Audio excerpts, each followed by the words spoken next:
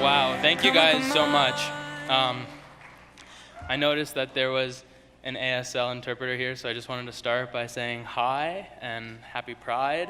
And also, in addition to any of deaf or hard of hearing people that are here, I am so honored and excited that Savannah is here. I saw that story this morning, and it choked me up, and I just think she's amazing and has so much courage at such a young age, and to stand up and speak her truth in front of her congregation like that is honestly just amazing, and so beyond me. My story was a lot different. So much of my life has been spent in fear that someone would find out that I was gay, that I am gay. It's a fear that used to keep me up at night, a truth I've known about myself since a young age, so young in fact, that I didn't have words to associate with the feelings that I was having. I remember visiting a hot springs with my family when I was about 7 years old. There was a lifeguard on duty there who was like nothing I had ever seen. One of my action figures come to life. He was muscular and tan, and he oozed confidence in his red swim trunks. I noticed. And instinctively, I knew that my noticing was something I couldn't tell anyone. I knew that it made me different. And so it was my secret. Whoa, sorry. And that secret was the beginning of my life in the closet. In that moment, and countless other moments throughout my young life, I wished that I could be invisible. I wished that I could just disappear entirely. Fast forward almost 20-odd years from that first realization in the pool, and here I am, accepting an award for my visibility as an out and proud gay man.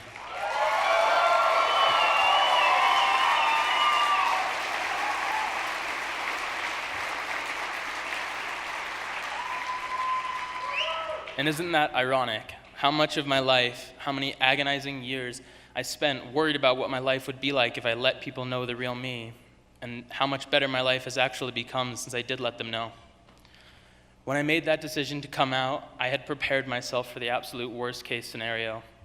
I couldn't bear to think about spending another day, another year, another season lying by omission, worrying about slipping up in a conversation or an interview and accidentally outing myself. Too afraid to show affection to my boyfriend at the time in case anyone would see. It was torture.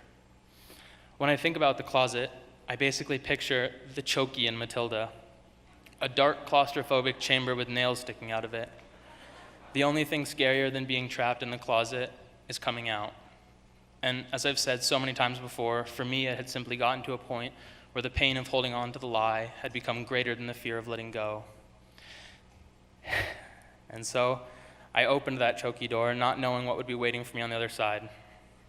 When I announced to the world that I am gay on the cover of ESPN, I'd already told a few of my closest friends and my family. They had all been nothing but loving and supportive. And I told myself that even if no one else in the world accepted me, if sponsors dropped me, competition stopped inviting me, my fan base disappeared, or competitors stopped talking to me, that I would still have everything I need, a tight inner circle that loves me unconditionally. And that was my mindset. Looking back, it almost makes me laugh. I thought I was going to lose everything, and what I never expected was everything that I was about to gain. I took a leap of faith into the deep end of the pool, and you, the LGBTQ community, you guys were that hot-ass lifeguard in the red swimsuit. You didn't let me drown.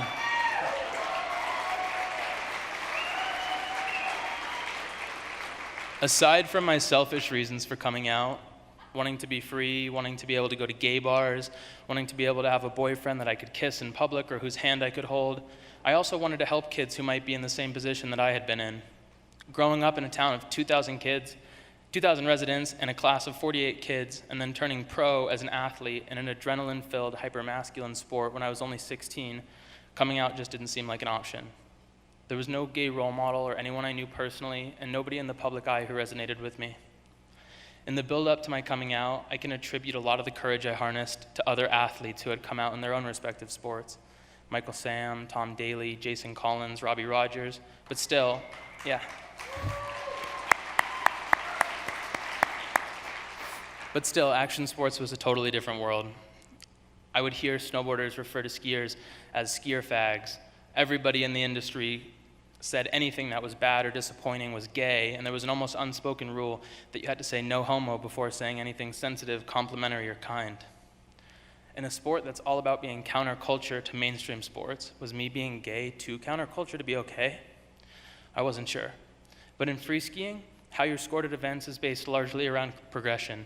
And when it comes to progression, I did know one thing. When pushing the envelope and trying a new trick, one that's never been done before, it's always harder and a lot scarier to be the first guy to do it. You don't know if it'll work out, how it will look, or how people will react to it.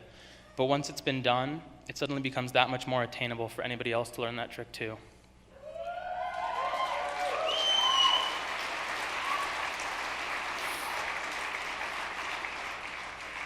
So, I'd like to thank everybody who came out before me, men and women from all different walks of life, facing different fears and hardships, who stepped up in much more condemning points in history.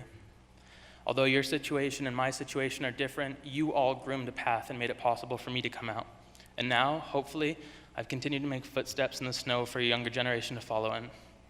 Thank you to the... Oh.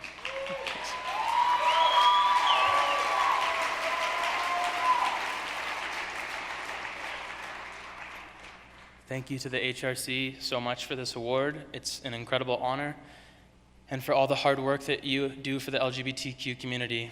You touch lives, change lives, and save lives, and I can't thank you enough for it. I hope you all have a great night.